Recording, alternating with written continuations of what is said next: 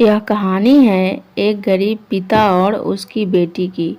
एक बार वह गरीब व्यक्ति अपनी बेटी को उसके स्कूल से लेकर शहर के एक महंगे होटल में पहुंचा। उस व्यक्ति ने फटे पुराने कपड़े पहने हुए थे और उसकी बेटी स्कूल की ड्रेस पहनी हुई थी। जब दोनों होटल के अंदर पहुंचे तो वेटर पूछा, सर आप क्या खाना पसंद करेंगे? आप अपना ऑर्डर बता दीजिए। तब उस व्यक्ति ने कहा कि आप मेरे बेटी के लिए 1 प्लेट पाव भाजी ले करके आ जाइए बस।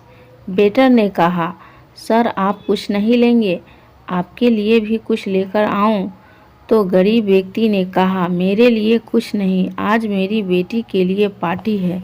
मैंने इससे वादा किया था कि अगर तुम इस जिले में 10th क्लास में टॉप करोगी तो तुम्हें मैं सबसे महंगे होटल में पार्टी दूंगा। तो आप सिर्फ बच्चे के लिए पाव भाजी ले आइए। वेटर ये बात सुनते ही दौड़कर अपने मालिक के पास गया और बोला कि सर आपसे एक छोटी सी रिक्वेस्ट है कि आप मेरी सैलरी से पैसा काट लेना, लेकिन आज मैं चाहता हूँ कि उस बच्ची के साथ उसके पिता को भी 1 प्लेट पाव भाजी खिलाया जाए, क्योंकि उस बच्ची ने पूरे जिले में 10th क्लास में टॉप किया है। वह गरीब पिता है, ज़्यादा पैसे नहीं होंगे इसलिए कह रहा है, सिर्फ बच्ची के लिए ले आओ। होटल के मालिक ने जब ये बात सुनी तो मुस्कुराते हुए बोला, तुम उसके पिता के लिए भी पाव भाजी लेकर जाओ, उसके लिए भी लेकर जाओ, पैसे मत लेना। 4-5 पाव भाजी पैक करवा कर ले जाओ और 2-3 किलो मिठाई भी लेकर जाओ और उनसे कहना ये पार्टी होटल की तरफ से है, आप ये मिठाई ले जाइए और जश्न मनाइए।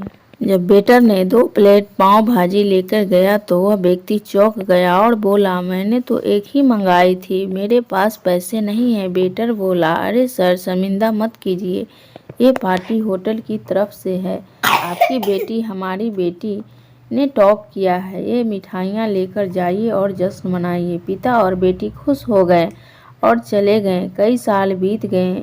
उस गरीब पिता की लड़की अब यूपीएससी की तैयारी करके कलेक्टर बन चुकी थी और इत्तेफाक से उसी शहर में उसकी पोस्टिंग हुई थी।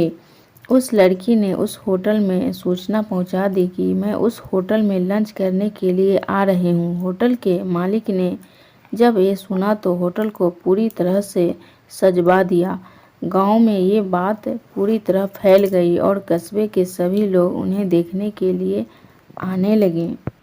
कलेक्टर अपने पिता के साथ उस होटल में पहुंची। कलेक्टर ने होटल के मालिक से कहा कि शायद आप मुझे पहचाने नहीं, हम वही पिता पुत्री हैं जो कि हमारे 10th क्लास टॉप करने पर आपने मुझे पार्टी दी थी।